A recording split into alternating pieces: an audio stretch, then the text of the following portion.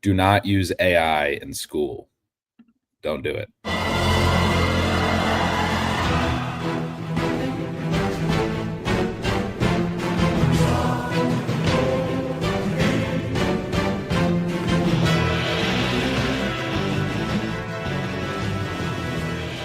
Football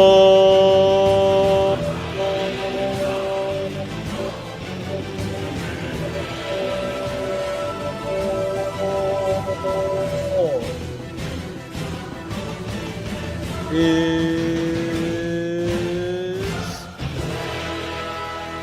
live.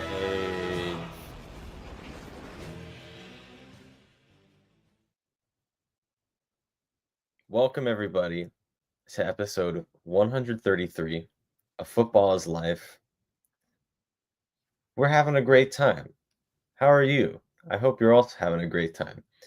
I'm Ethan, here with Matt Powell. Hello, hello. And Nat Mahmoudez. Hello, everyone. How are we doing today? And doing good. Ethan, you started too early. The intro. I thought I might have started too early. It starts when Jordan Marsch scores. Get it right. Someone who always gets it right is also joining us today. Welcome back to the show, Max Dresbach. Max, how are we doing today? Nice. Pretty good. It's a Saturday. Got the old logo out. Feeling great. Yeah. We need to bring the crew should bring that logo back. Just like you know what also should come back? This MLS logo. Oh, that's good. The better MLS logo. You know what should come with that MLS logo? What? Old school PKs. I can get MLS PKs. Yes. Required. Already cooking here. We got a lot to get to. We have to talk about the Nations League, and we will, and it's good because two of our teams had 0-0 ties. So those games are boring. So we have extra time to talk about the Nations League. And we'll also talk about some other stuff. But obviously, it's been some time since the Nations League's results went in, and all U.S. soccer fans have been talking about have been this team, and do we care, and like what's to blame, and who's to blame, and what are we gonna do before 2026, because the World Cup is just around the corner. So just like let's go initial thoughts and like how you guys have seen like the media react to the U.S. this week. Let's start with you, Matt. How the media has reacted to the MLS this week? To the Nations League. Oh, to the Nations League. Yeah. I mean, there's been like an outcry of like what can this happen? This is not something that should compute in the fans' mind, and it's not really computing in the media's mind. There's a total outrage, and there should be an outrage. And I don't know what the answer is, because you're not going to go get a better coach, and you're not going to go get better players. You don't get to sign them. But there should be an outrage about how much this team, I don't know, like gives a shit.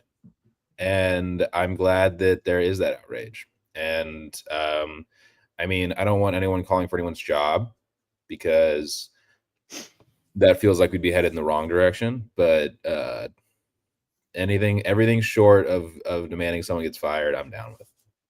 Like, call this team out. Ethan, what were your thoughts? I completely agree. I mean, there seems to be a huge lack of passion in this team. If there's not a lack of passion, I would love for somebody in the organization or on the team to prove us wrong. But that just hasn't really happened yet. And I agree with Matt that it does not make sense to call for anyone's, firing, because we're not going to get a better coach, because who else is out there available in the international market? We got the coach was supposed to take us to the World Cup. And he just, I don't know. It's just so frustrating. It's hard to articulate it. Yeah, I'm sure you, Nat, or Max can speak on this frustration, perhaps a little more articulately than I can. All right, Max, let's hear it.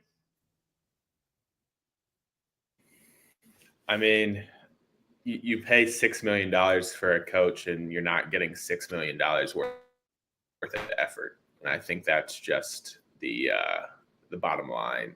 And you know, if we get real lefty right here, I don't think there's anything at all that is $6 million worth of effort. I think it's impossible to work $6 million worth. But I don't think Pochettino cares. Like I think it's one thing to say the players don't care. But I'm listening to their interviews. Like, I see how much it pains Pulisic every time he's out there, like, talking to the media after the game, and he looks like he just wants to kill himself. Like, I do think the players really do care. I am not so sure Poch sees this as anything but like a relaxing vacation, and getting good money while doing it. Like, he shows up to more of these like YouTube all-star games in person than he does going to Europe and like scouting his own players. He watched Speed play twice in the last 3 months. Like, don't think he takes this very seriously. And I think I can point to a lot of like reasons in terms of roster selection, in terms of who's he starting, where he's starting them, that makes me think he's not actually scouting these guys. But I don't know. I'm not saying we should fire him, because it's way too close to the World Cup, and you just are not going to get anything better. And I do think eventually he's going to have to put in some real effort, because he needs a job after this one. But at this very moment, I'm skeptical. Yeah, I think it's it's especially. I agree. It feels like he's already somehow moved on to his next job, which is crazy, because it seems like the reason he took this job at this point was because we were like the only like big money team that was offering him a coaching job. So it's crazy that it feels like he's already like thinking about where he's going next, which obviously as a fan we don't want to see. But just like he doesn't care. It feels like the players don't care, and this is why the fans don't care. Like, we've heard so much about these games at the Nations League not having high attendance, and it's annoyed me that former players have been blaming the fans, but because like this team is not exciting to watch. Like, I am not excited to watch these Nations League games, because like the people on the field just aren't exciting to watch in these games. And it's like they are exciting at their club, so it feels like it should translate. So it's like, where's the disconnect? Why can't just none of them look like they're having fun? And we go like playing soccer. Like, obviously, I just started playing soccer again. Playing soccer is a fun game, and I want all these players, when they're out in the field, to be having a good time on the field. It just doesn't feel like any of them are doing that right now. And yeah, I don't know if that's like a tactical thing. But it's just like it's just like no one's having fun, so it makes sense that no one's showing up to these games. And I'm not sure how to change that. But definitely I'm way more passionate about watching like about watching like right now, like it's interesting. The U.S. men and the U.S. women are just still continue to be at so different places. Like one team is fun to watch and the other one is not, and it's like, it's just crap. It's like as soccer fans, we want to just have a fun game to watch. Um, we'll get into the third place game against Canada in a second. But Matt, what are your thoughts about all the former players like Tim Howard, Landon Donovan, talking about the passion from these players? How do you feel about like how this team compares to like the Tim Howard, Clint Dempsey era? Like, do you feel different watching this team than that team? And this team is dramatically more talented. The Are past they teams, now? yeah, absolutely. We can dig into this if you want, but like, How do we know that? No, I think it's safe to say that this team is more talented. Dramatically more talented. Like But if you're evaluating on pure talent, there are very, very few players from old teams who Talented at what? if any, soccer. Yeah, but like what? Because they're not. Because part of being talented at soccer is being able to work together. Well, it's like Jacob Collier, you know. I don't know if you guys know Jacob Collier, the musician. I love this metaphor. I love everything about this. He's a brilliant musician. He's fantastically talented. But how many people do you know who are like, you know, dying to hear his next album? You know, he can get lost in his sauce. And I think this metaphor would work better if he was like in a band that sucked. Like, my point is there is a difference between talent and results. And I think what we have right now is the talent. What we don't have is the results. Gold Cups, Nations League, you know, whatever. Who cares? We don't have the results against the rest of the world. I mean, I think you can break it down really, really easily. Like you've got past generations that did not have enough talent, and they knew the only way they had a chance at getting results was just playing just annoying soccer and just fighting tooth and nail for everything and relying on a world-class goalkeeper like Tim Howard. The only area where we are not more talented than those past generations is the goalkeeper, right? And just about everywhere else, we are more talented today than we were in the past. A goalkeeper is a big issue because if we do want to revert to that, like just scummy soccer, it is hard to rely on a Matt Turner who only had one shot on goal against Panama and let it in because he was way too close to his near post. So there is that, like, that would prevent us from reverting back to that just hard-nosed, hard-mouthed soccer. But I mean, like, no one could touch what Pulisic has done from those past generations.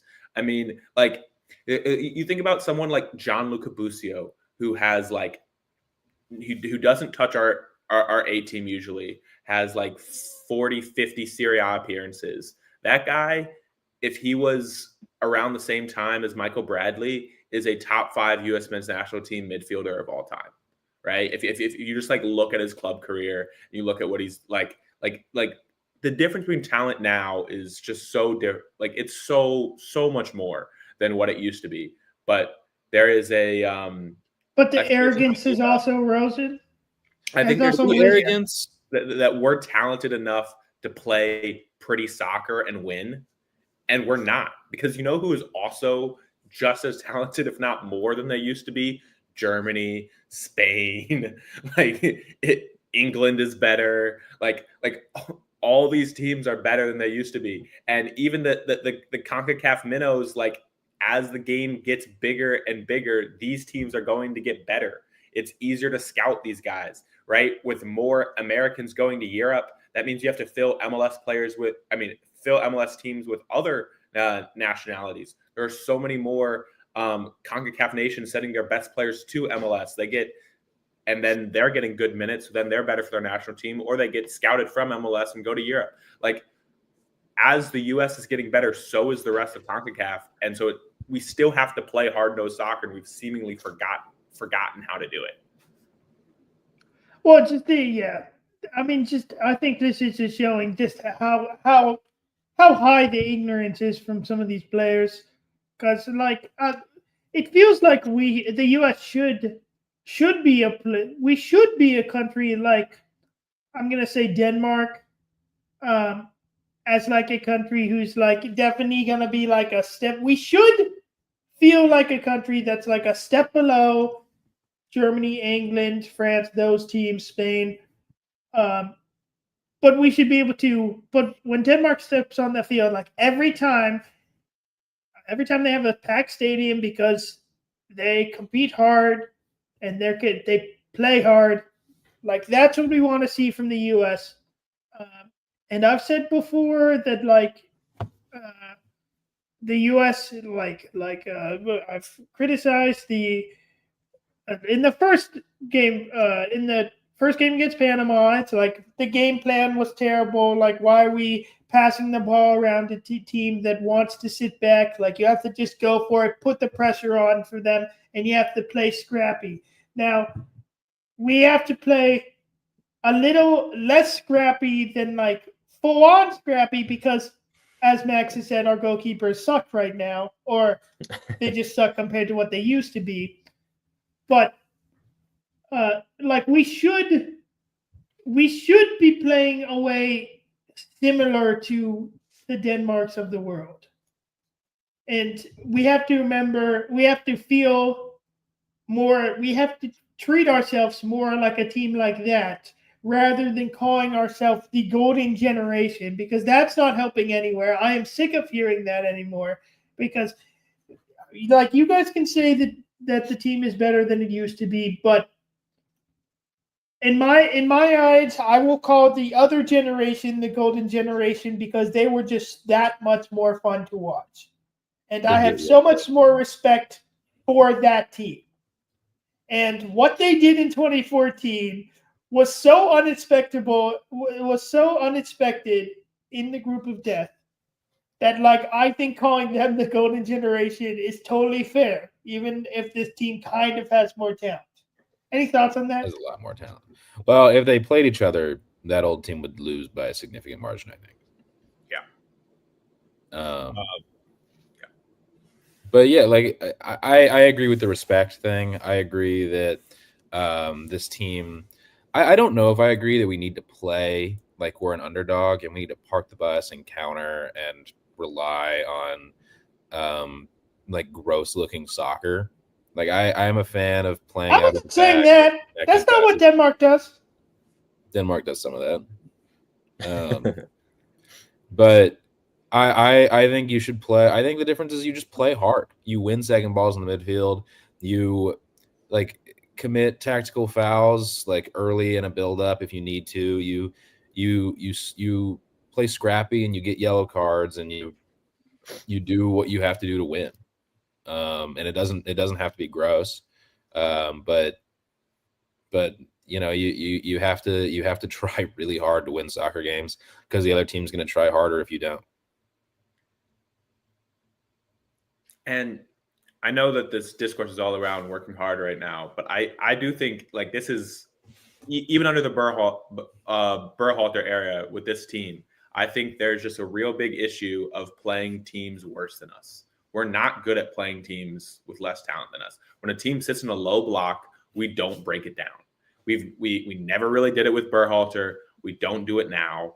And I actually think because we're more set up to play teams better than us. Because all of a sudden when we play a team better than us, all these working hard issues go out the window because everyone is turned up. Think about England at the World Cup. Everyone was turned. the hell up and just was playing really, really hard. And so we didn't have to worry about those issues. And like they do turn up for these big games. And so the working hard thing does not become an issue. And you don't have to worry about the fact that like our midfield does not possess the ball well and doesn't create chances because you're playing more defensively against England, right? When we're playing against a low block, I'm sorry, but Tyler Adams is kind of useless. In the Canada game, Tyler Adams was at fault for the first goal, so that's like the one thing he's supposed to be good at. Like he's the defending midfielder. He's this guy who puts out all these fires for us. He was just in no man's land for the first goal, and he can't do shit on the half turn. He is so bad on the ball. Like against a team like Canada, where we should be able to possess, we should be able to have real fluidity in the midfield. Tyler Adams shuts that down, and like he fits Bournemouth really, really well. He fits the way they play. There are other midfielders around him who can really create for him. But when I look at our midfield, we've got Weston McKennie and potentially not a 10 because Giorena never plays. And then our next best 10s are like just a real level below in terms of like Diego Luna and Brendan Aronson. I guess maybe Malik Tillman if he comes back and he ever shows it for the national team, but he's yet to show up for the national team as good as he looks for club. So it's like we don't really have a true 10. And so it's oftentimes Musa in there. A midfield of Musa, Adams, and McKennie is going to work really, really hard, and it's good against England. But that is not a aesthetically pleasing midfield to watch. It's not very functional. It's like that ball is not going to bounce around. Yeah, like it's not functional in terms of building cohesive attacks. And it's part of the reason I think that against low blocks, we have to find a way to utilize Tanner Tessman more, Johnny Cardoso more, guys who can play in the six who actually have like on ball ability. And I know Tyler Adams is our captain. I know everyone loves him. I don't rate his ability on the half turn. And I think it really slows us down against worse teams. And it's really tricky because he's clearly the best option against better teams. And so it's like, well, we can't just like only play him against England and only play him in these big games. But he really annoys me when we're playing against teams that are playing in a low block because I just don't think he's very helpful. So two things off this. So one, it seems like how do we convince the team that every time they step on the field, they just got to be in the mindset that we're playing England? Because as we're saying, that's how we got for those big games. That's how we get people to compete. So people got to get it in their head that every game they got to be feeling that way. Another question. Part of that is the ticket prices. Like people have to be at these games. Yeah, it can't feel like a scrimmage. Yeah, but no, we can't blame the fans. We can't. Yes, we can blame the fans a little bit, but also 4:30 local time.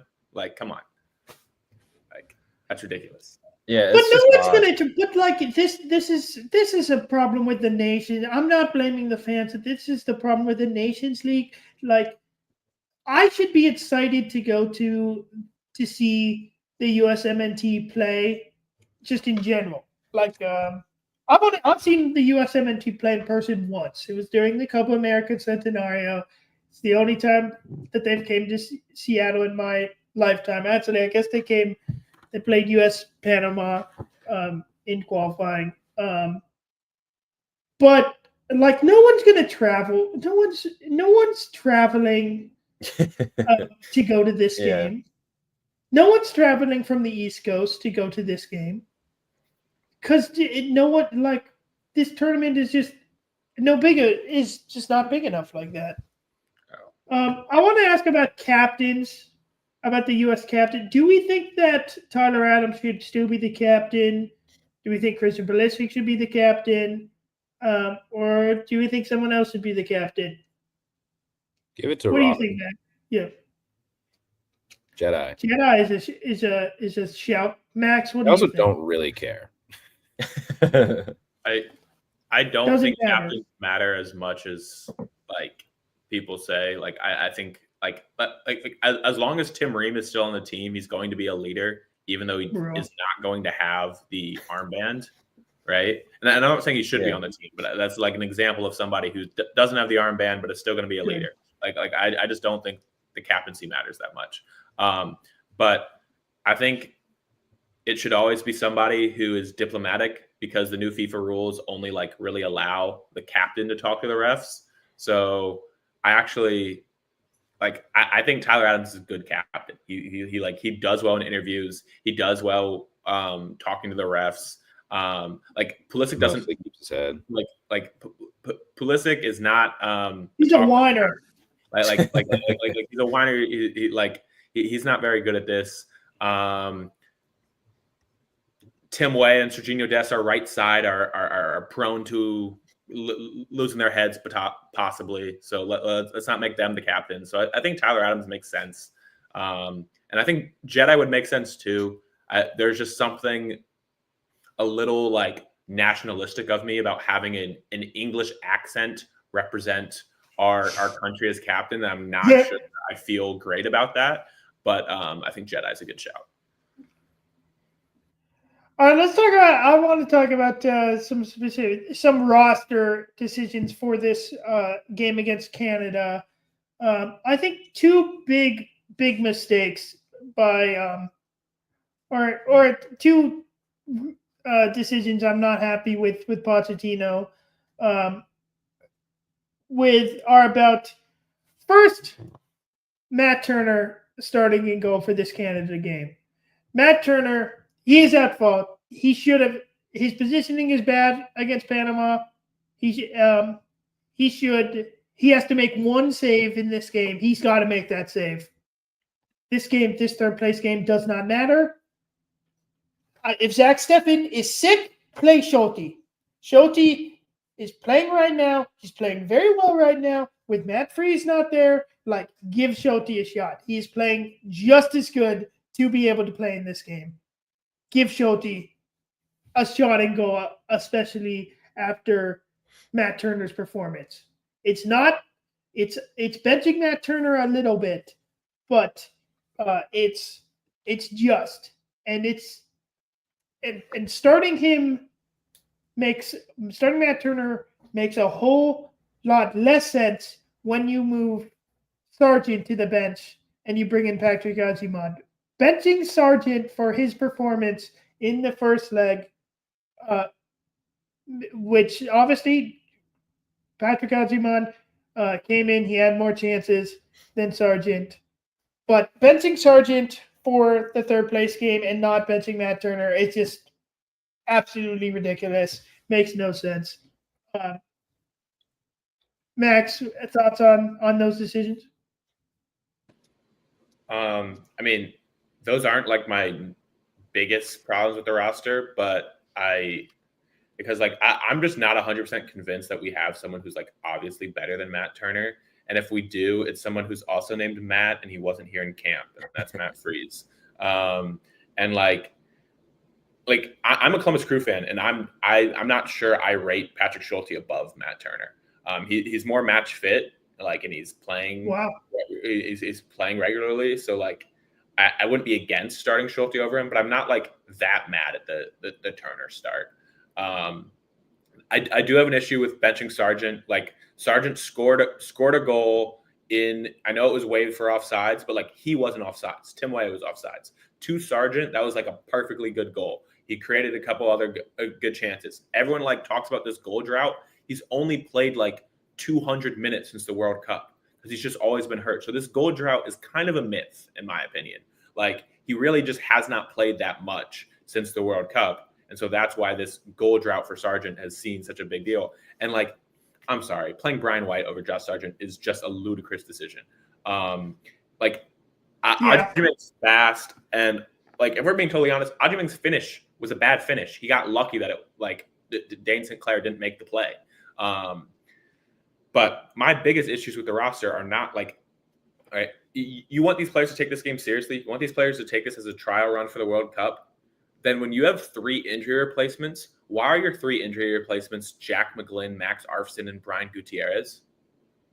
I thought we were taking these games seriously. I thought this was the A team. If it's the A team, those guys should not be the injury replacements. You had Brendan Aronson, you had Aiden Morris, you had Gianluca Busio, you had Zendejas, who's in the form of his life in Liga MX right now. You had other guys to pull from, to replace Jedi. You had John Tolkien, who's playing left back in the Bundesliga right now. We need a backup left back. We still don't know who our backup left back is. John Tolkien would have been a perfect guy to bring in. Like, I just don't think Pochettino took the injury replacements for sure seriously, and I'm not sure he took the roster selection that seriously as well. Well, yeah, this brings us back to like, how much do these players actually care? Because like, and this is when we want the answer from Pochettino, in which like, were those players actually asked if they wanted to come to this game? And no. Like, okay, so because Brian Carlisle, all these U.S. reporters would have reported if Brendan Aronson was asked. How do we know? How do we know? We know because the one guy who's at every interview, I'm forgetting his name, but all he does is ask about Brendan Aronson because he's a Philly guy. And his question to Pochettino was, why isn't Brendan Aronson in camp? And Pochettino tells him, because we had other guys in similar position. But we only had 2 wingers in this camp. And since Pochettino is convinced that Pulisic is a 10, which is wrong, by the way, but since he's convinced that Pulisic is a 10, we only had 1 real winger in Timothy Weah. And so you're playing a guy like Yunus Musa on the wing. Yunus Musa is not a winger. He's not very effective on the wing. I would rather him be right back than playing on the wing. And I think we saw like Brendan Aronson can play on the wing. He would have been a helpful guy to have in camp. Zendejas is playing so well for Club America right now. I know he hasn't really shown it for the national team, but considering we had no wingers in this camp, I would have liked to see Zendejas and see if he can show his current form with Club America with the national team. I just think there are some really bad roster build decisions when you think about positionally the issues. Like Musa shouldn't have to be the choice at wing. Musa's if Pochettino starts Musa at the wing, it should be a controversial decision. It wasn't even a controversial decision because we had so few wingers in this camp. And there were potential wingers we could have called in. So, yeah, that's my big roster gripe. I mean, again, if there's an international break, I do not care how far away you are from where the games are. If you're healthy and you're able to play, you should be getting looked at. So again, we don't know if that's positive, where these we don't know all these conversations, but I feel that if Pochettino really didn't say anything to them, then I want those players to make more noise about not getting called in or not being at the game. Or if they're not going to play in the game, then they should be there. They say they care about this team. They say they care about being about the World Cup. Were any of these players shown watching the game in SoFi? They have a contractual obligation if they're not called in to they have to be with their clubs. They would potentially lose their job with their club. Like if you're not called in for an international window, you have to train with your team. Yeah, okay. But there's still ways to show more support. You just have to do it on the field. You have to do what Brendan Aronson didn't score in the first 30 seconds of a game. But there's still we haven't seen we've seen former players talk about how much they care, but I want to see more of the players who weren't there either by injury show more support. Okay, but it's really easy to talk. Did Landon Donovan, when he wasn't brought into the World Cup, he told everyone Mexico was his second favorite team.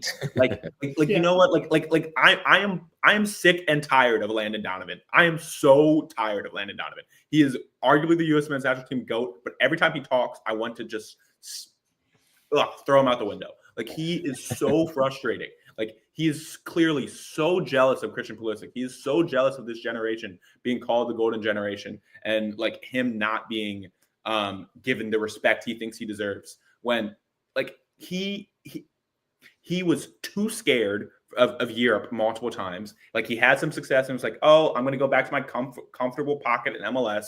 I'm too scared to really try it out over there. That's why Dempsey will always be my GOAT and not Landon Donovan. And Landon Donovan just takes any chance he can to shit on this new team. And it was like, all right, well, if you really cared, you would have done more during the 2014 World Cup when you weren't called in, and you would have shown more. Like, I think a lot of these older guys are straight up hypocrites, and I just get really frustrated. Like Tony Meola, there were questions about his character and whether he really cared his whole time there, and then he's out on the Call It What You Want podcast just ripping into guys. I'm like, Bruce Arena literally said you cared more about acting than soccer. All right, like calm down, guys. Like, you. I'm not going to criticize Tony Meola right now because his commentary is so much better than Marisa Dew's commentary. So I will take Tony Meola being more active in the USMNT during games or pundits because I just can't listen to Marisa Dew for one more second. We definitely don't have to listen to Alexi Lalas. He's a guy, I feel like his opinions on the national team as well, for me at least, kind of in one ear and out the other. Yeah. Let's talk about. It would be cool if Alexi Lalas never came into my perception ever again. Yeah. He's another guy, by the way, who there are rumors of him like not really caring about the national team when he was a player, and like having all these issues when he was a player. Yet he talks about now being like, you know, just the biggest for the nation guy. I would do anything and put my body on the line. And it's like, I mean, we talk about it being a different game. I mean, it's a different game between 2014 and now, but like, it's a very different game from the team that he was on in the World Cup that he went to. So, like, that's a ridiculous thing. Anyone who's saying that Alexi Lalas should be the coach of the national team is straight up psycho. Is that a thing? I don't know if I've heard that. I saw an Instagram comment. It was a clip of Alexi Lalas. There's been a bunch of Instagram comments about it, but that is the Instagram comment section. Alexi should be the one coaching this team. It's like, no, that would be bad. You just have to look at the profile pictures of the people. Not to mention, he'd probably deport half of the players on our team if he could. We would never have a dual national ever again if Alexi Lalas was coach. Never again. Let's talk about. I want to talk about the thing with the Canadian national team that came out after this game. It involves Canada's star player Alphonso Davies, who has said that who before the game was battling an injury, and he played the game, and now Jesse Marsch is facing controversy for having Alphonso Davies be on the field. And Alphonso Davies' agent has criticized this move by Jesse Marsch. Max, what is your take on this situation? Do you think who's at fault here, Alphonso Davies or Jesse Marsch? I think it is always the coach's responsibility to take care of the players. Any player at a high level is usually going to say, yes, I can go. I can give it a go. Like, the players don't want to sit out, especially if they feel like it's a big game. It's against USA. It's kind of a rivalry. Like, Davies wants to go. Jesse Marsch has to get his vendetta against the US soccer and like everything out of his head and think for a second, oh, what do I care more about? A win against the USA or my star player being healthy that we're going to rely on at the World Cup? And now he's gone and ruined relationships with his star player's club, Bayern Munich, a way bigger club than, I guess Canada's not a club, but like there's a way bigger soccer organization than Canada. And now he's got like no power in that relationship. And like, I think Bayern Munich is going to be very harsh about letting Alphonso Davies go again. It's just not a good look for Jesse Marsch. It's not a good look for the Canadian national team. And it's going to hurt now when Jesse needs to bring in players. I think some clubs are going to be like, well, we saw what you did with Davies. And yeah. So, yes, it is one of the coach's biggest responsibilities is keeping their players safe. And obviously we hear this a lot with about concussions, like you got to save the player from themselves. If it's like for head injuries specifically, like I think coaches have got to think less about how they need results to keep their job.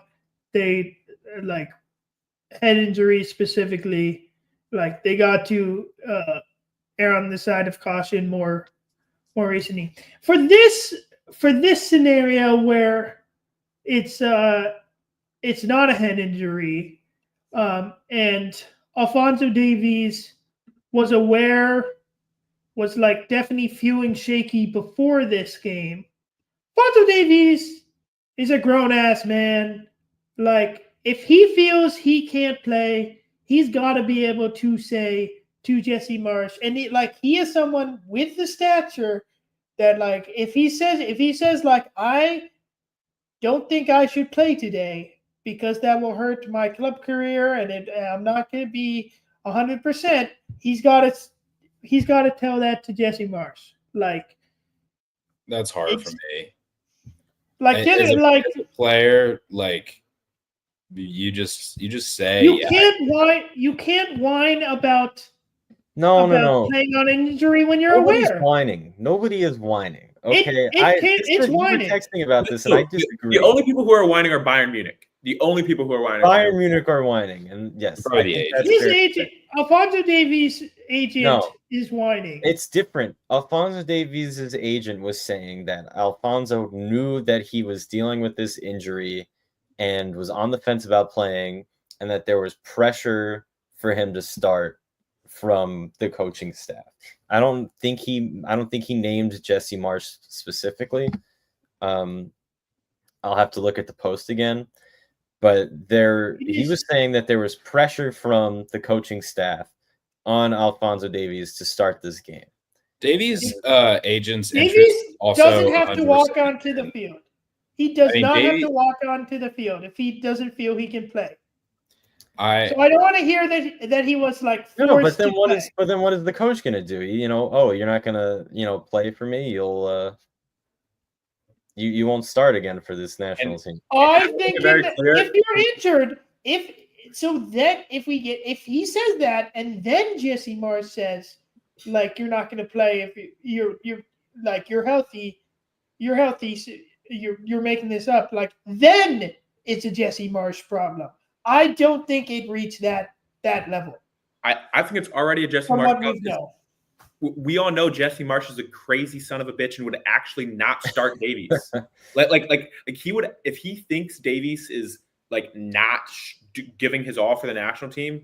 Like, we know how Marsch operates. He would rather start Brendan Aronson at right back, get him his Canadian passport and Canadian citizenship, and start him at right back over Alphonso Davies if he thought that Alphonso Davies wasn't 100% bought in. And and I know that the agent probably has. It's a third place game. Yeah, exactly. It's a third place game. So if there's any question at all over his fitness, what the hell are you doing, Jesse? Like, if there's any question at all, you don't Same play. thing to Alphonso. Like, why should he should not feel bad about not playing in this It game? is not the players. No one cares about this It game. is the coaching staff's responsibility. It is the medical staff's responsibility. The player always says yes. If you're not saying yes, you don't become a generational player, right? Yeah, like, you're not Davies if you're sitting out because of like you need someone to tell you no. Right. It's the exact same reason why, like, I can't blame Cristiano Ronaldo for Portugal's problems, right? The coach has to be strong enough to be like, hey, you have to sit out sometimes, right? And Okay, that's a different situation, though, because that is a full-on coaching decision. but This is a medical decision, so I think it's coaching versus medical, but still, like, you have to so. save Medical the has to be more themselves. involved in this Like, situation. you just have to save the players from themselves, because if you're an elite player with an elite mentality, you always want to play. I mean, we at the younger level, for going back to concussions, at the younger level, like, referees are taught that, like, if someone has a head injury, like, the coach is not allowed to approve them to come back onto the field. It has to be a medical professional. You have to see, like, you're supposed to find out, like, who is the medical professional. They gotta show you your badge before the game, and then the player is not coming back on the field unless someone in the medical industry has checked them out.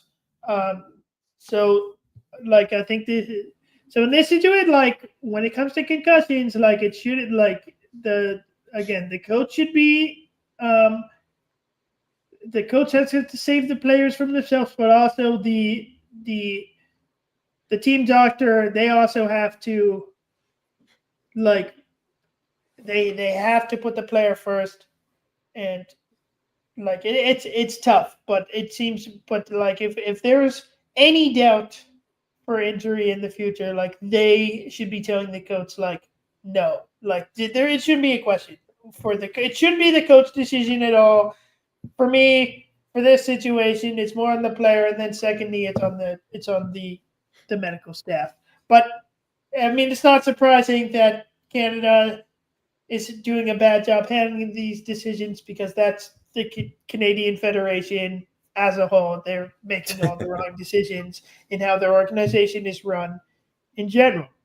I will say the one thing to add here is that the agent's responsibility is to make Alphonso Davies the most amount of money possible his next contract. And if your player is the type of guy who would play injured, he's going to make less money. Yeah, so true. It's the agent's responsibility to paint this narrative. And so I just want to put that out there so that people take what agents say for what they're worth. Yeah. That is true. That is true. I also think it's pretty funny, Nat calling Alphonso Davies a grown-ass man, which, he is. I just think it's kind of funny because he's only he's only 2 years older than I am. Yeah. Yeah. Than who? Than us? He's still very young. Than our we're in like the same age group as him, which is kind of funny. Is he actually 25? Is he, because he started when he was 15? Okay, he is 24, so he is literally my age. But so he's literally grown-ass man. Wisconsin-born Jesse Marsch. Grown-ass man. That is the grown-ass man. Who knows better. And the medical staff, probably a lot of grown-ass men and women who know better. And yes. I think Alphonso Davies. I just like to reiterate that, like, sometimes we talk about these decisions, like, sometimes when we're talking about team decisions, like, we're forgetting that these players do have agency here in the, like, like, when it comes to decisions about, like, who is a person going to play for if someone is, like, really unhappy, like if you don't want to step on the field, you don't have to step on the field. Like again, this is a game, like, if you have a soccer game on a day, you should be excited to play in that game every time. If you're not excited to step on the field and give 100% every time, then, like, move on. Because there's so many people. It's basic, but there's so many people who want a shot to stand on that field. So Yeah, like you got to give 100%. and that's exactly why. Like he knows he wants to play, which is why he's playing through the injury.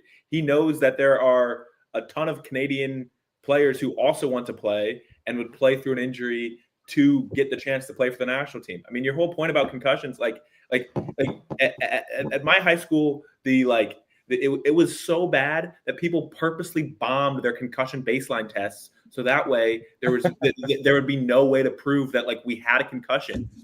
This is real. I was doing I was purposely bombing this stuff because that was the culture. The culture was like very anti-player safety, and that's the case at like high levels too. Like we like to pretend it's not, but like there's a reason the NFL is still like a very, very functioning sport and one of the most profitable sports in the country.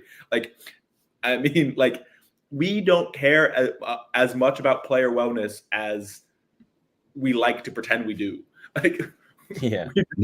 If we did, the NFL would be the NFL would be flag football. It is a functioning brain to spaghetti factory. It is not like it's like barely ethical. All right. Any other thoughts on the Nations League here, or the USMNT, before we move on, Max? Can I give a positive spin? Yeah. All right. All these bad things about Tyler Adams that I said, and about all these like moving forward, a lot of them have been solved in the past by a combination of Jedi Robinson and Serginho Dest, because they do a lot from the fullback position that really affects our attack in a positive way. Nancy Ball. And we have not had the chance to see Serginho Dest and Jedi Robinson together because Serginho Dest hasn't been healthy. Jedi Robinson wasn't healthy for the last camp. I do think there is a real possibility of us seeing Jedi, seeing Dest together, and all of a sudden we look so much more fluid. So that's my one like note of positivity. We haven't seen Serginho Dest cook yet, and that could matter.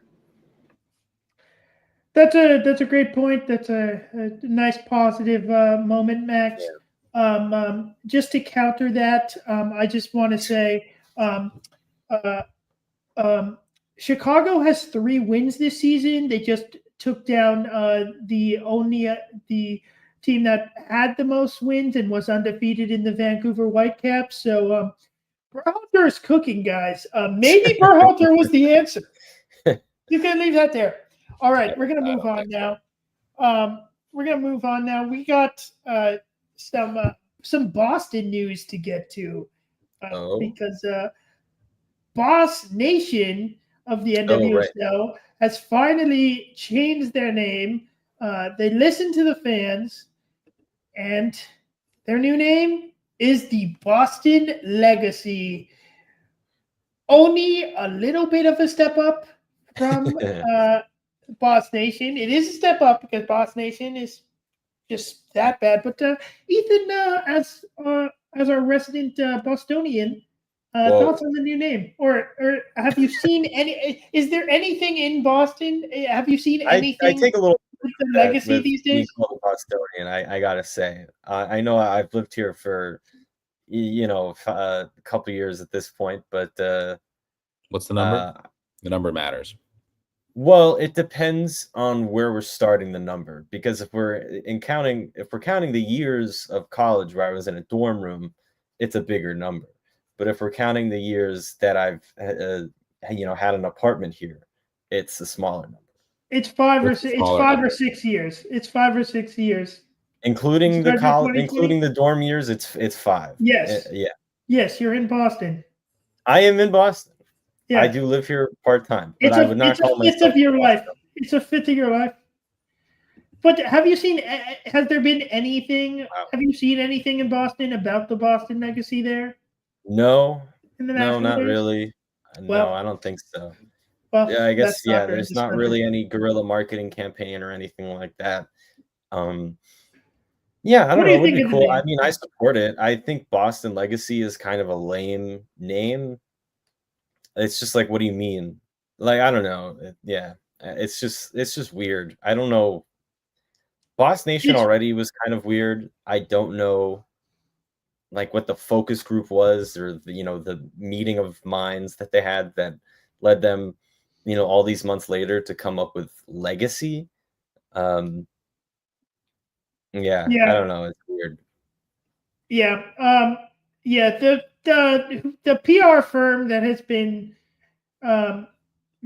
been working with this team has just been a complete failure, and they should just give up with what they're doing.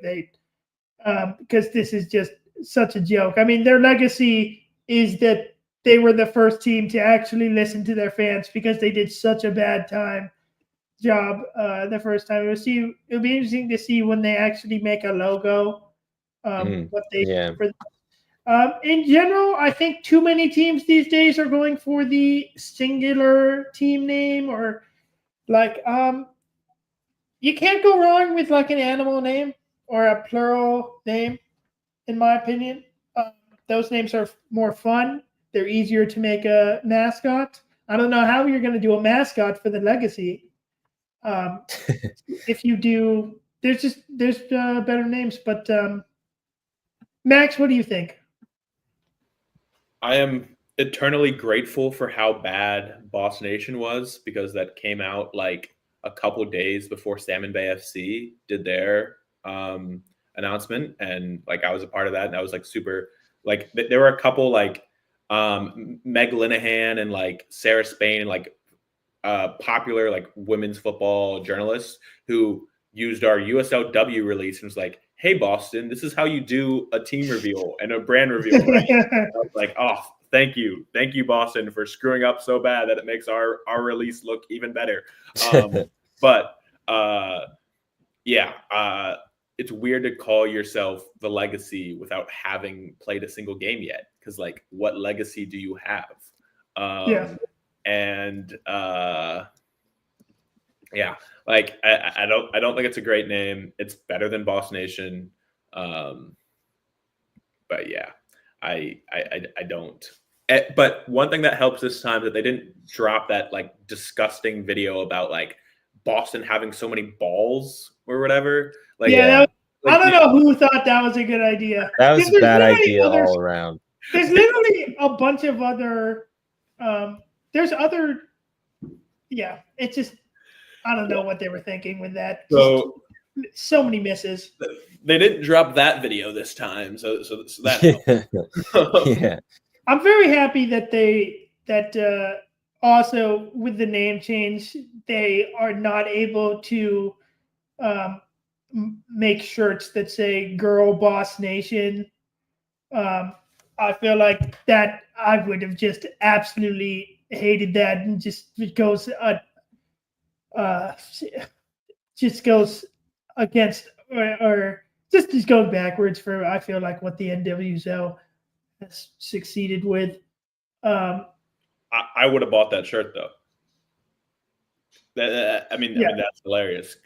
Girl Boss Nation, like that's great. Matt, what do you think? What do you think of the team name? I don't know. It's kind of boring. What team name would you have gone to? What things in Boston would you have liked to pluralize to have a team name? The Boston Tees. Bovas. The Boston Bovas. Yeah. Boston if they were actually sponsored by Bovas, that'd be kind of that'd be honestly amazing. And that cool. Already is so much better than the legacy. The Boston Reveres. Yeah, if they really wanted people to hate them, they could have gone with the Boston Belichicks, the Boston Bradys. I think I'm always a fan of the Washington Bullets back when they were the Bullets, and I think Boston Bullets would be a cool name. But I understand that the whole reason Washington got rid of the Bullets was because gun crime was so high in DC, and so maybe it's like should they have gone back to the Breakers? The Breakers is a good name. What if they were the Boston Pilgrims? That's a bad name. Is it a little bit too problematic? It's no good. Yeah. It's also just like no bueno. What do you mean you're the Pilgrims? Yeah. Cool. Thank God they realized that the Boston Witches would be even worse. No, I think the Witches that would have cool. I don't think that. It I don't think that's depends. I don't know. way to It's support. yeah. I think you have to be a little bit more Salem though. Like you have to actually be Salem. Yeah. Yeah. Could you go with the Braves again, or are there too many Even Braves? the Breakers. It's the break. The Boston Breakers was the old NWSL team. Do we think that they should have gone back to that? I mean, that team was just so terribly ran. Like it doesn't. And I will say one thing. I do think this team cares a lot more than the Breakers do. The Breakers were not a well-run organization. There's a reason why they do not exist anymore. So this organization is better. They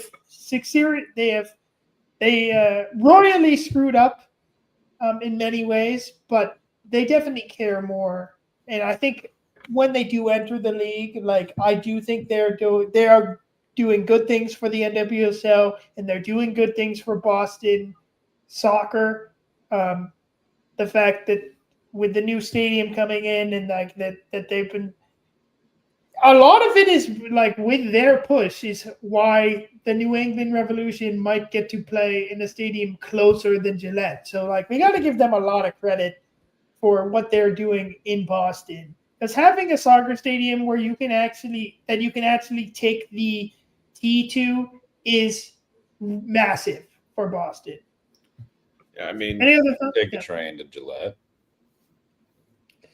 If you Only have for the Patriots games though. yeah. Oh, is that right? Yeah, and then you also They don't do it for Revs games. There's some buses, but it also is going to take much longer than it could take to drive.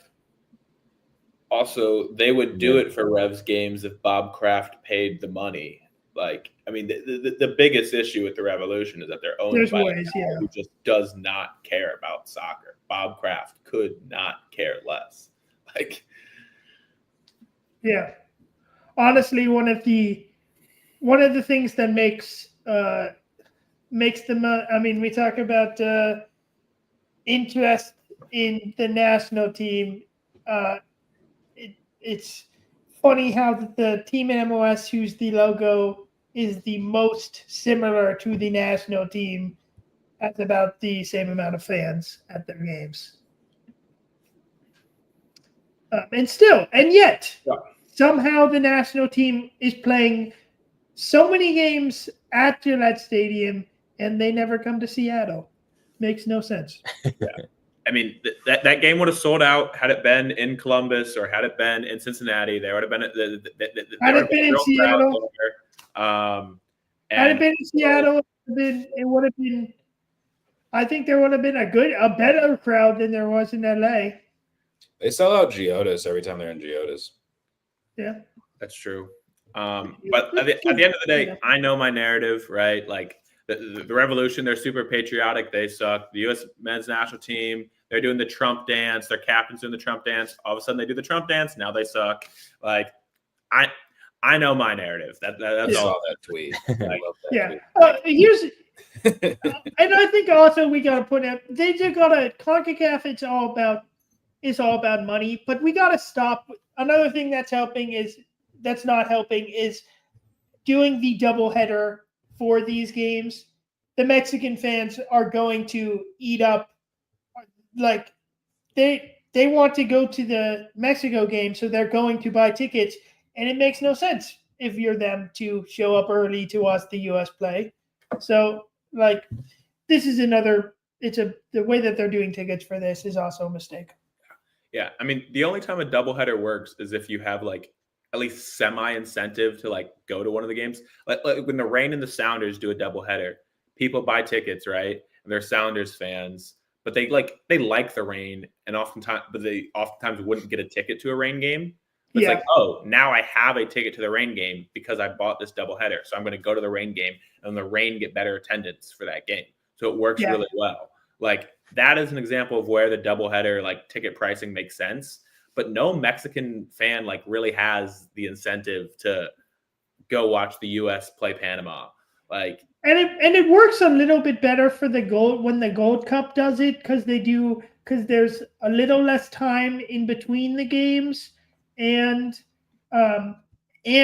you never have the U.S. and Mexico playing at the same time for those doubleheaders. It's just for these teams, the fans are so different, and the Mexico fans are so much more involved in their national team than the American Outlaws. Like, that is 100% fact. Like, you're being delusional if people think American Outlaws are as connected to the L3 fans. So, like, yeah, this is another thing. They just got to stop that marketing effort. All right, let's move on, and we'll talk about MLS. So, as I said, 2 of our teams, 0-0 ties. Not much to come out of that. We'll start with NYCFC versus Columbus, though. Columbus did score in this game. I was watching this game live. Max, you texted right at the second that went in. And then the hype went down immediately because clearly offsides. Very easy call for the ref. Yes. What are your guys' thoughts on this game? Let's start with you, Max, and then we'll hear from Ethan. It felt like another game where it's hard to say that like we're dropping points because we don't really have a great attack, and we know that we're planning to sign an attacker in the summer window. So it feels like, the longer we keep going undefeated without making this signing, we're in a good spot. So like that's the positive spin on it. But the negative spin on it is there's now been at least 2, if not 3 MLS games where we've been the better team statistically and have failed to get 3 points. And so there's definitely a case to say we've dropped 6 points over those 3 games. So why not making the playoffs? We're still undefeated, Nat. We're still going to make the playoffs. Thank you for that. Ethan, what are your thoughts? Yeah, I mean, I come out of this game, kind of happy. I mean, what was the final shot count? It was 28, or am I overshooting there? It was something like that. It was in the 20s. Let's see. I was gonna do 23-5. Jamie, get on that. 23. Yeah, 23 shots. And they did technically score. But yeah, I don't know. For Columbus, it was just chance after chance after chance that they missed. And every single chance that went by, I was just like, wow, we were really lucky to get away with that one. Because they should have scored a lot of these chances. And NYCFC had like 1 or 2 chances that I thought maybe like, oh, maybe if we, got the pass right on that one, or like if the angle was better, maybe we could have had a more, a clear chance to try and score. I would have loved to have stolen this game. But yeah, it was just, I really don't know what to say about this game. I really don't know how we came away with a point. I was kind of calling it like a 2-point draw for us, because we just held on for as long as we could, not even particularly well. And I don't know, it worked out in the end. I mean, if you were to put together a highlight package of this game where you cut right before the shot every time and you ask someone what the final score was, they would say like 3-0. I think on that point, I'm a big XG truther. I really am. Like the XG was 1.48 to 0.16 for NYCFC. NYCFC didn't have a single shot on target.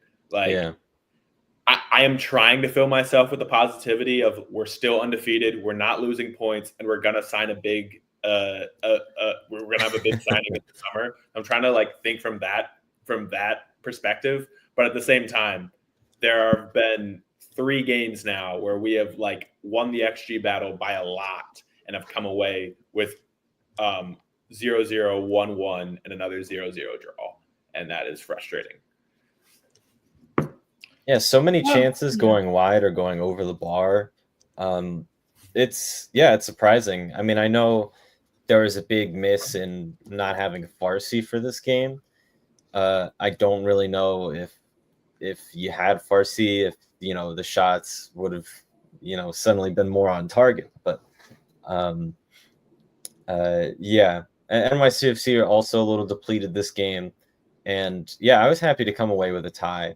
Lower.com is a hard place to play most times. Yeah. So So I want to get to NYCFC's next game, which is Mhm. against former coach Ronnie Yeah, Dyer and Atlanta United. I'm very excited for this game. This should be very exciting. And hopefully, I'm expecting a better performance, or not that the performance from NYCFC was bad in the last game, but I'm It was pretty expecting bad. this game to be more entertaining. Um, uh, and obviously it will help that because they should have Alonso Martinez back for this game. yes, yeah. Um, Alonso Martinez so yeah, back, Heaton how are you feeling, Parks. Ethan? I am, Atlanta has those two DPs that I'm, nervous about. Almiron is back. Loth is playing well. It's it's definitely nerve-wracking. And our squad is pretty far removed from Ronnie Dyla's squad. So there's not too much of a hang up there for most of the players, I don't think. It'll be really interesting to see Ronnie again. I say like he's an old friend, and if I'm gonna be there, which I'm not. So it'll be very interesting. It's always tough to play in Atlanta, that gigantic stadium that they have, that they somehow tend to fill. We have a pretty good record against Atlanta, especially in the last couple of years. So I think it's been mostly draws between us. I'd love to get a win. I would come away happy with a draw. So yeah, I don't know. I guess it really depends on if Atlanta is going to bring it or not. Because if Atlanta really bring it, it could be They will. very dangerous. I mean, They Atlanta will. are perpetually more talented than they are good. So, as scary True. as they I- look on paper, they're beatable. I promise you that. I had Miguel Almiron I scoring agree. his first goal of the year this season. I guess he technically already scored in. He scored in CCC. Or he doesn't have an MLS goal yet. That would frustrate me I- to no end. I never liked Almiron. He always pissed me off. So I would be very frustrated if he scored against I us. will be. I will take the golden. I need goals in the Golden Boot competition. So I'm hoping that Emmanuel Latelaf continues getting about a goal a game, and I think Right. Miguel Moran is going to score. I think this is going to be a really fun game, though. I hope so. Maybe we'll see, a hat trick from like Alonso with the- Martinez. Yeah, I mean Alonso Martinez, he has been just so fun to watch, and he is one of the most exciting players in the league this year. And Yeah, he's I been think really he's good. still underrated. Yeah. So I think this is going to be a heated match. Even though there's been some time, like the fans still remember, both of these teams are just battling hard. So I think could be a red card. There could be a red card in this game. Ooh, I'm excited. I'm excited for this there game. could be. Yeah. Max, any thoughts? I love Almiron. I just want him to start playing great soccer again. So those are really my only thoughts. Yeah. All right. Before we preview the other MLS teams, I want to pick game of the week since we're going to lose Ethan here in a second. Yes. So the game of the week this week is going to be LAFC at San Diego. LAFC been struggling of recently. It'll be interesting to see how many starters playing this game, because LAFC has a big game coming up on Wednesday in the CCC against Inter Miami. So we could see some rest. But if they're resting, that could still mean that Olivier Giroud might be starting for LAFC. So, and also, we got to point out what happened last week, since my predicting streak went to 3 in a row. I am the only person who has a point in the Game of the Week standings right now, after Dallas beat Salt Lake in Salt Lake. So, Ethan, let's hear from you first. Who's your between with LAFC at San Diego? I'm going to go against my season prediction here, which I mean is already incorrect probably. And I'm going to pick San Diego. I think at home in front of the San Diego fans, this could be a very competitive, very fun game. Yeah, let's go San Diego. That's where Drake and Josh took place, right? That was in San Diego. So shout out to Drake and Josh. Watch, didn't watch wow, that. Disney Channel. Oh, interesting. Yeah. It shows. Yep. I'll go LAFC. I'll pick the more talented team against my. I usually pick the home team, and I usually pick the team not coming off a short week. But why not? Let's go LAFC. Yeah. Matt, who are you gonna pick? Who you got in this one? Well, I could pick what you're already gonna pick and ruin the surprise for everyone and pick a draw, but that's no fun. So I'll go. What do you mean no fun? It's the most fun. No, that's why I'm picking it. Can't believe you got one of those. This is tied. I knew you were gonna pick it. This is gonna be a tie. This is obvious. I know it has draw written all over it. But the resting players, they park the bus. I refuse to pick a draw. So I am going to I'm going to side with. I don't trust Mikey. I'm going to side with LAFC. I will be shocked if LAFC gets a result in this game. I mean, there's lots of reasons why they shouldn't, but I kind of just believe that they will. I'm all about. I'm enjoying watching LAFC not play very well. They have the potential. They probably should. They should not be losing this game. So it's possible that I have Wonga. San Diego might win. He doesn't have a goal yet. Yeah, it's crazy that Wonga has been just so quiet. But I think that, this is going to be a tie because their LAFC is going to sit back because that's what they always do. San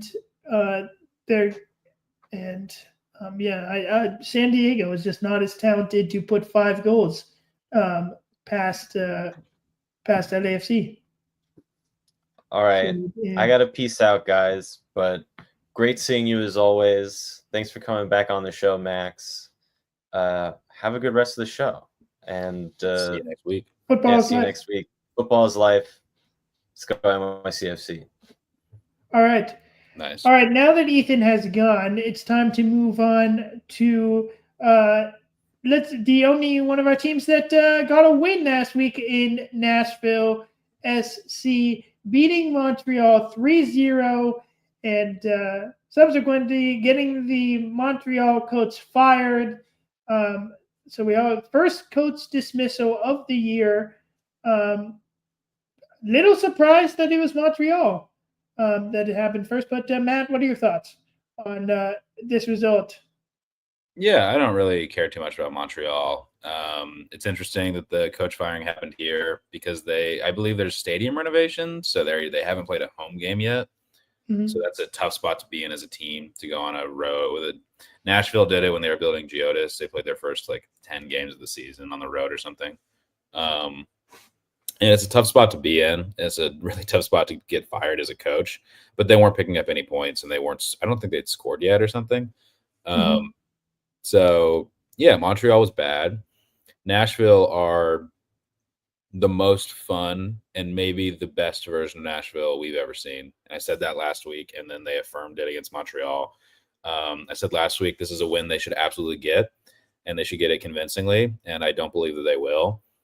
And that's just sort of my Nashville, like, it's hard to believe in this team, but they're pulling me in. And Kasim got sick right before this game started, and he's been our best player. So he was out, and Jonathan Perez stepped in. He's on loan. We're probably going to exercise that buy option. He was awesome. Bauer played because Andy Nahar was on international duty. Nahar, another one of our new players. It's been one of our best players. And Bauer stepped in and scored a goal. So not only is a lot of the new talent for Nashville really working and succeeding, but BJ Callahan has the old players and the players that are stepping in, like, they're buzzing. Like, they have fun, they score. The soccer is fluid, like really fluid. Like, the ball comes through the midfield, bounces around twice from Tag Seth to Brugman, who got his first like real start to finish performance, and it bounces from him to Hani beats someone's off the dribble, plays it out wide, and then Kasim, or when Schaffelberg comes back, are running through the width, and Sam Surridge is a real target man. Like, there's something happening in Nashville that is fun to watch, and I'm about it. This is the most fun I've had as a Nashville fan since the Leagues Cup run. Yeah, I can't wait. You said it. It's going to be just so fun to see Schaffelberg and Kasim play together. I'm excited for that. This next game against Cincinnati is an intriguing one, and I feel pretty good about Nashville in this game against Cincinnati with how they've been playing. This game is in Nashville. I think that Nashville is going to do. I think they're going to win again against the Cincinnati team. Max, what are your thoughts? I mean, shout out the Berhalter coaching tree. You've got Chicago, and you've got Nashville in the top 5 for the East. You've got San Diego at 4th in the West with Mikey Barras. They're getting shit done in MLS. Again, I'm not quite sure how well great MLS coach translates to great national team coach. But that's a conversation for another day. But yeah, I like how Nashville's playing. I like how they're set up. I really believe in Zimmerman. I always will really believe in Zimmerman. And I do think this is a league where, because so many other clubs spend all their big money on the star attackers, if you have an elite defense, it can be a real differentiator in this league. And that's why I always have a soft spot for Nashville and always think that they can go farther than a lot of people think they will. I mean, yeah, if you keep the ball at the back of the net, that helps. Walker has 2 assists. He's like really having a renaissance. He's playing the best soccer he's played in maybe 2 years. I think he was. You could tell last year, just in every interview, he was very frustrated with how he was playing. You could just tell that he was not happy with how he was playing. And it wasn't just him. Not saying that everything that was bad about Nashville was him, but it's your best player is having an off season, and by the way, Hani Mukhtar is still not firing on all cylinders. Yeah. But he stepped up a lot more. He stepped up from where he was last season. He's creating a lot of chances, and he's not what he was last season, but he's not MLS MVP Hani Mukhtar. And if he comes within 80, 90% of that version of himself, I think this is a real, this is a trophy team. This is a team that can consider trophies possible. Yeah. They're an exciting one right now. I still think Zimmerman should replace Tim Ream as the old man center back in the U.S. men's national team pool. And I will continue to make that take until it happens, which probably never will. I'd go for that. Walker Walker Zimmerman's scares me on getting the older. national He's team. getting older, but mid. he's getting older. But he's younger than Tim Ream, so we'll take him if we're gonna have to play one of those. Well, I'm not even sure he should play, but like I feel much more confident with 33, 32-year-old Walker Zimmerman than 36, 37-year-old at the World Cup. Tim Ream. Well, also you said like Walker's Tim 31, Ream. so he's really like so he'll be 32 or maybe 33 at the World Cup, which is younger than Tim Ream was at the Qatar World Cup. And you already said that like we see Ream when we're talking about captains, like people like Ream are going to like stand out as a captain. Walker Zimmerman does sort of the same things, but Walker Zimmerman he seems way better at being the leader or the captain role. He's worn the armband before. He's had the USMNT armband. Yeah, he's done that he's very good. Walker Zimmerman is just very good at talking to people. He's very good at making connections, and he's a very smart guy. So another reason to comment. Anything else? Center back is either Zimmerman or Noki Banks. So I'm going opposite ends of the spectrum. I either want this 33-year-old Thor-like figure who's just gonna be a leader, or get the kid in there who's got a lot of potential. Noki Banks is like 18. But yeah. Any other thoughts about Cincinnati? Cincinnati is 0-2-0 on the road this year. So that's another reason that I expect Nashville to get this result. Evander scored 2 goals in 5 minutes last week. That was pretty cool. Yes. He's not Lucho, but he is an exciting player. Yeah. I'm okay with seeing, even though we got former Sounder leading the team in Pat Noonan, and we got Yedlin. I'm okay with watching Cincinnati be bad this year and struggle this year. If this continues, hopefully that means that the Sounders can bring back Yedlin to Seattle sooner. And he can play for a team that's winning and competing. That being said, let's talk about the team that got a tie this past week in the Sounders playing the Houston Dynamo, which just like the previous 2 meetings in the playoffs, these games ending in a draw 0-0. It was for a 0-0 game. It was like entertaining. I've never seen more entertaining 0-0 games, but Sounders really just not doing much to we really just didn't challenge the keeper. No more Steve Clark on Houston. It was Mar in goal. Just never really tested. Jesus Ferreira gets the start. Jesus Ferreira played. Did he play? I think he played like 75 minutes in this game. So he played more than he played in the St. Louis game. But still, in my opinion, you're 24 years old. Like, you have endurance. This is the only thing going for you. Like, you haven't scored. Stay on. You should be on the field. And he's failing. With all the hype that there was with Jesus Ferreira coming into this team, the outside noise was, this is a great signing for the Sounders. He's going to come in. He's going to slot in, take Raul Rodriguez's position, and start scoring goals. And if you remember, back then, I was like, he didn't have a good season last year.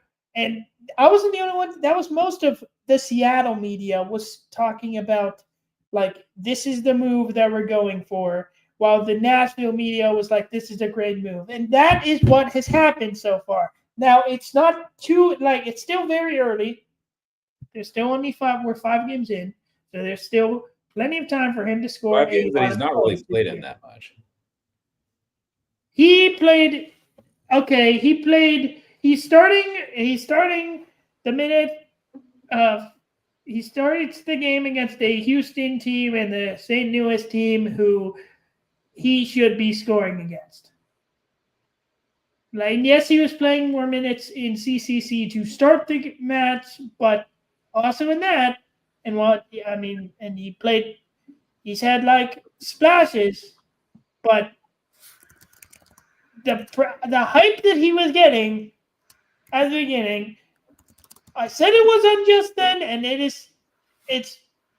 has felt justified from what I have said.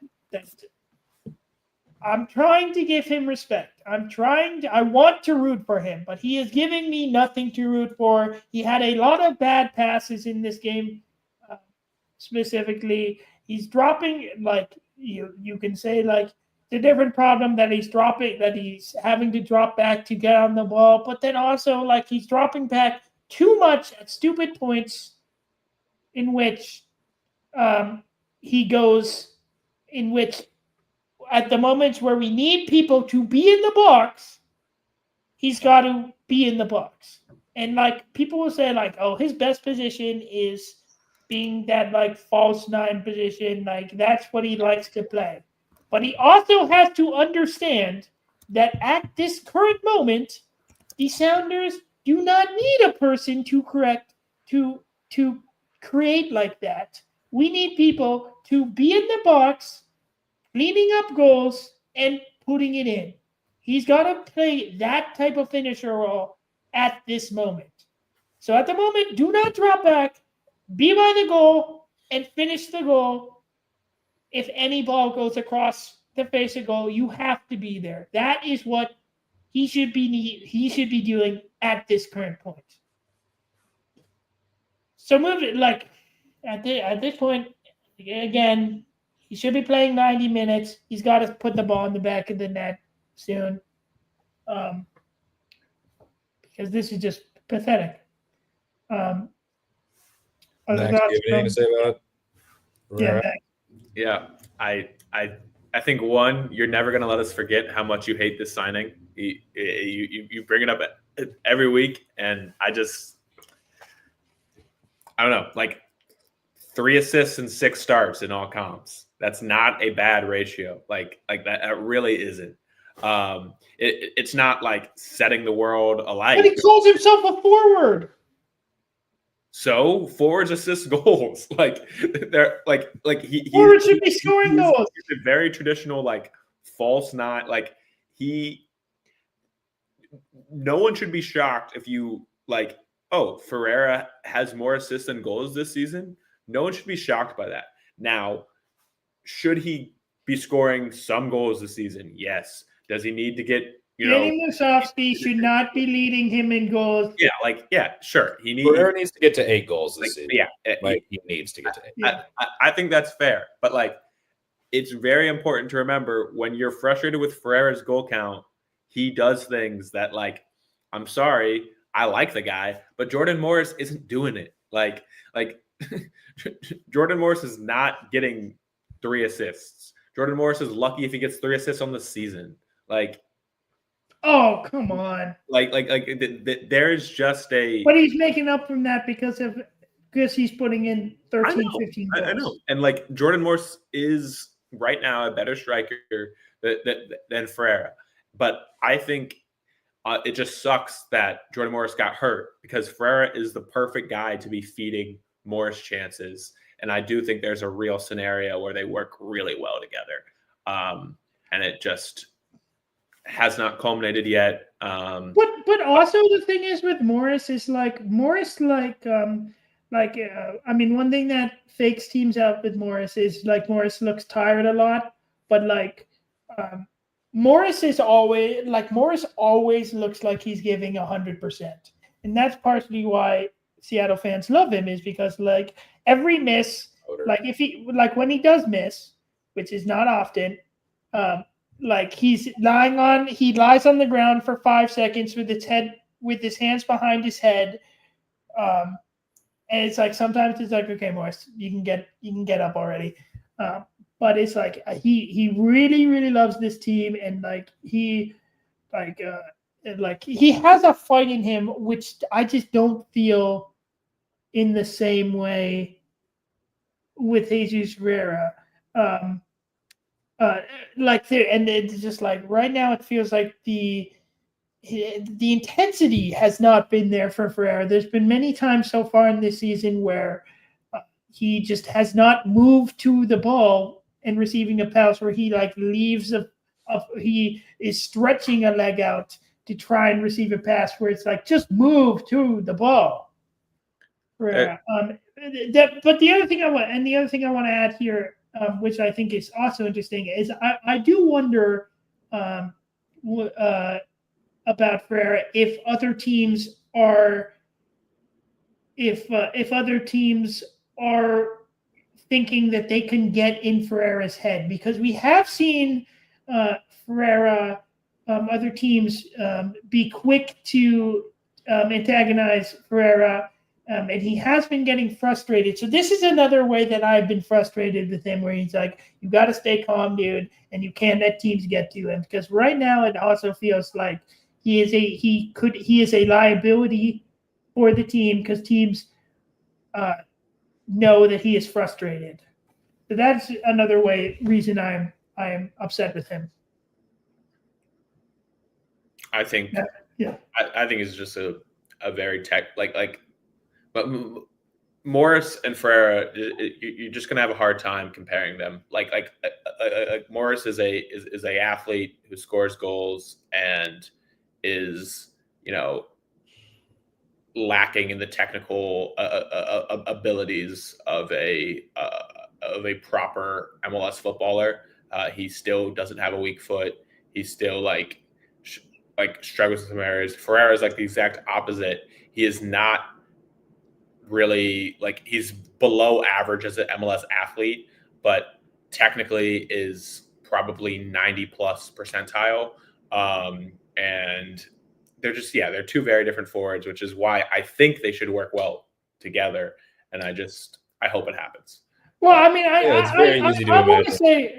I want to also say that I still don't understand why a lot of MLS fans, when this signing happened, why no one was saying like, oh, let's replace a small, fast forward with another small forward, because it's like going from Jesus Ferreira.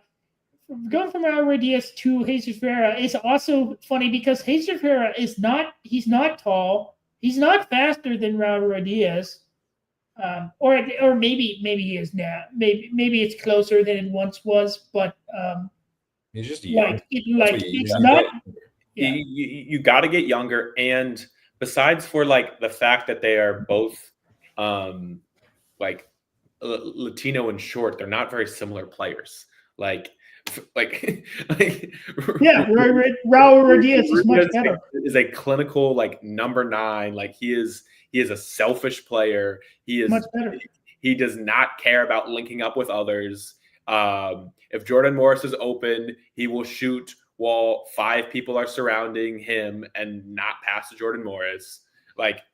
Ferreira is just so different as a player than Raul Ruidiaz, and a player that complements Jordan Morris so much more than Raul Ruidiaz. So on paper, I still love the signing. I'm waiting to see it come to fruition in real life, but I still have belief in it. So the Sounders have made news.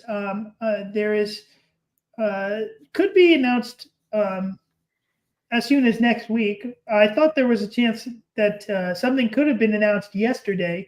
Sounders have been linked to Ryan Kent, who I'm very excited about. I think this is going to happen. It seems like he is in Seattle. That's why I thought the announcement might happen yesterday. Very fast winger, has scored a bunch of goals when he was playing with Rangers. and then he got picked up by the first division team in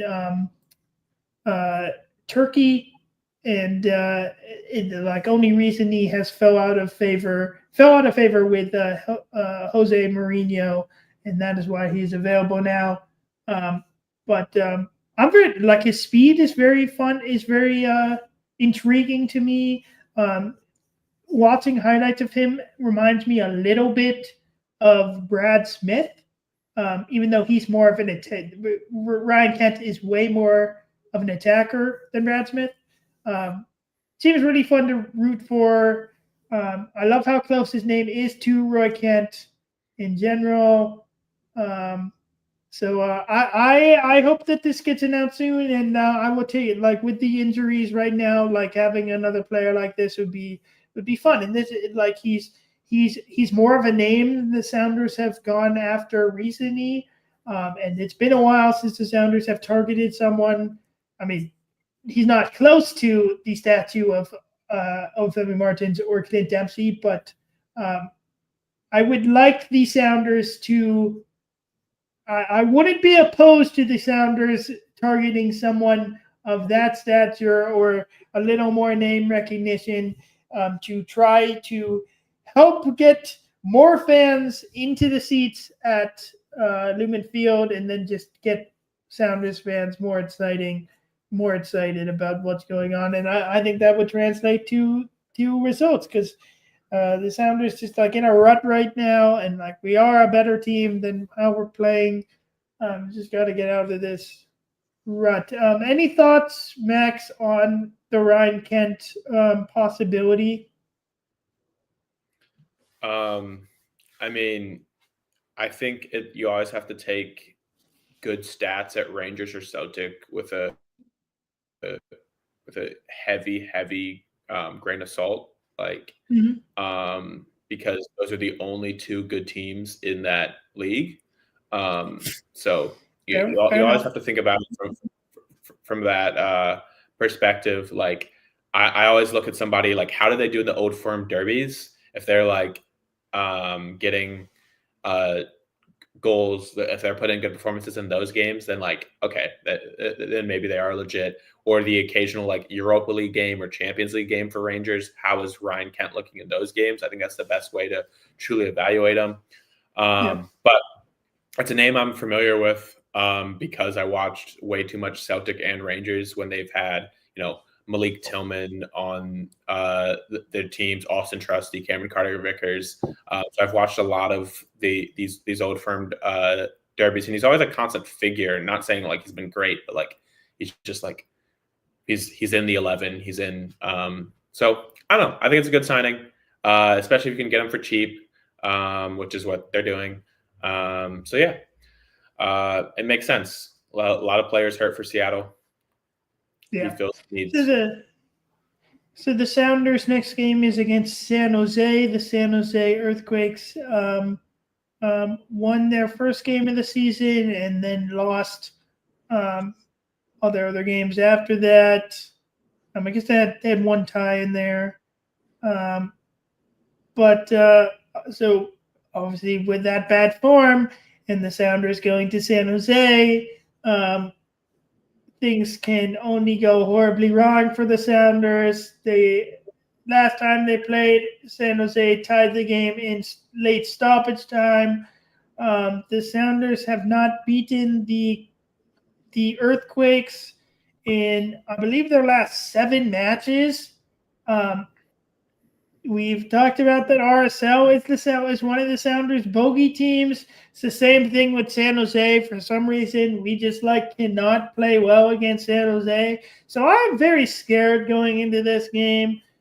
We really should be able to beat them. It's for some reason, it's just San Jose. We always struggle when we go to San Jose. Maybe it will be different with Jesus Ferreira this time. If Jesus Ferreira wanted to make a real statement, he should score 2 goals in that. I think he definitely has the ability to score multiple goals against this San Jose game. team. So I'm really hoping that Jesus Ferreira, who is not a player who is used to this San Jose Sounders weird rivalry, hopefully he won't be affected by this rivalry, or no, not rivalry, this weird Sounders San Jose curse. So I'm hoping he can help the Sounders get over the line, and getting a win going into April would be massive for the Sounders. Like we just need any momentum to be feeling good in this time where most of our team is injured. Possibility that we could see Kim Ki-hee on the bench, which would be fun. I think he's finally fit. That would be fun. That will give us a boost. Matt, what are your thoughts? Do you think the Sounders can get a result this time? I think you have to. I think Seattle is like behind the 8 ball on points for what we thought might be a contending MLS team. Yeah. So at some point it has to click, or else this is not the team we thought it was. After a tie, I think the Sounders were at 4 before this past week where we tied Houston, and with all the other results, the Sounders not even in the top 10 of the MLS Power Rankings anymore. So we got to get back on track. Max, any thoughts about San Jose and Bruce Arena and Chicho Arango or Joseph Martinez? I mean, you would think that Bruce Arena is going to get it figured out because that's what he usually does. But you know, they're on 3 straight losses right now. The Sounders are the more talented team. If I had to pick someone to win, it's going to be the Sounders. But I think this game could very well be a draw. Yeah, hopefully at this point, since Mariners are also playing the Mariners playing the other they're playing. San Jose is owned by the same owner as the Athletics, so hopefully both Seattle teams can get a win in this one. All right, moving on from the Sounders quickly here. Columbus is playing DC. Max, how are you feeling about lining up against Christian Benteke? Not good, to be honest, because if DC United gets 1 goal, the Crew probably don't have a chance of winning because we're not going to be scoring more than 1 goal in very many games this season. So really? I think you're putting more than 1 once, right? Yeah. So yeah, we've only scored more than 1 once in MLS play. We did score 2 goals against LAFC in CONCACAF Champions Cup. So I guess we've scored 2 goals twice in all competitions. I think you're putting way too much respect on DC. DC is bad. I think it's not about DC, right? It's about it's not about DC. When we create 25 shots, we're still scoring 0 goals, right? And I know, but that was against a much better NYCFC team. You're creating chances against a bad team. You're going to finish more chances. Missing wide versus NYCFC is not much difference between missing wide versus DC United. Like, you're still just missing good chances. Like I just have no faith in this team to score goals consistently. There's a lot of good players. I actually think like having Max Arfsten back is really helpful. He is actually a pretty solid attacking contributor for this team who can score goals when he needs to. And so I think that will help. But yeah, like if Benteke gets 1, I'm all of a sudden nervous because the chances of us getting 2 aren't super high. I think this game is going to finish 3-1 Columbus. I think Columbus is going to they still have a result against NYCFC. They're playing a much worse team in DC United. I think even though this game is at DC, I think Columbus will win this game. DC is just really not good. I am more optimistic on Columbus than you are. I think that at some point the results are going to come out in the wash and the goals will start happening. The style of play and the chances are too good to not score. I think there's reason for concern, but I think at some point it'll start to click. Yeah, obviously Columbus is going to drop points this season because they're going to miss the playoffs. But this is not the game that they're going to drop points for. All right, just looking ahead to next week, we got CONCACAF Champions Cup action.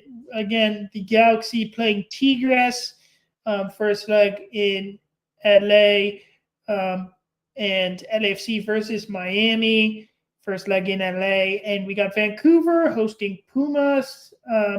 Those are the MLS teams that are still involved. Which game, Max, which game are you most excited for out of those three? Three interesting ones. I mean, I'm just hoping LAFC loses, so I guess I'm just excited to see one Really? of those. You want LAFC to lose? Not Miami. I mean, I want both teams to lose, to be honest. So it's more just like I will be happy regardless. So I guess that's the game I'm most looking forward to. Yeah. I'm rooting for red cards. I'm rooting for red cards in that game. Other than that, I like the Whitecaps. So the Whitecaps have been playing good soccer. So yeah. Yeah, I think the Galaxy are going to lose to Tigres. The Galaxy are only still in because of the team, because RSL just completely shit themselves. They should have not got knocked out by the team that they did. LA is struggling.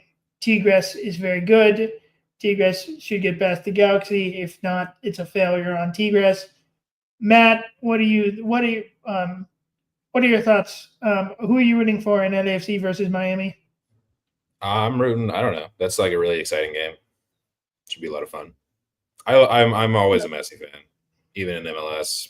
I'm not a Miami fan, but I'm a Messi fan. I like watching him. I think I am rooting for Miami, but I do not want Miami to win the cup. I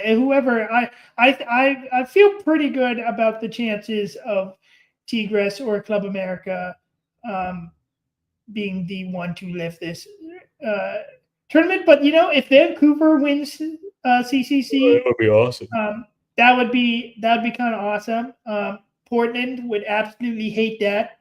I wouldn't be super happy because it's another MLS team that has won the competition, but I will definitely take that over the other MLS teams that are still in.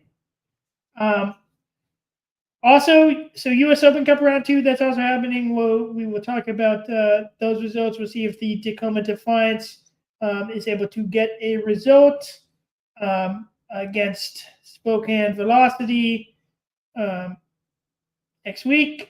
And we'll see if Sasha Klestin can and the Menace can also advance. Please no. Please no. Please can they get knocked out this round? I will be very happy, and I hope that happens. That's going to do it for this episode. We will see you next week. Again, we will be starting at 12:30 p.m. Eastern, Saturday, April 5th. Remember to follow us on Twitter at WECB Football. Send questions at footballslife.net or at footballslife.wecb@gmail.com. Follow us on Instagram at footballslife.wecb and subscribe here on YouTube, Footballslife WECB. One final shout out. Congrats to Getting a Bit Messy for getting nominated for a couple Evie Awards. Hopefully they will continue to give soccer the win at the Evie Awards. We're rooting for them. Until next time, football is life.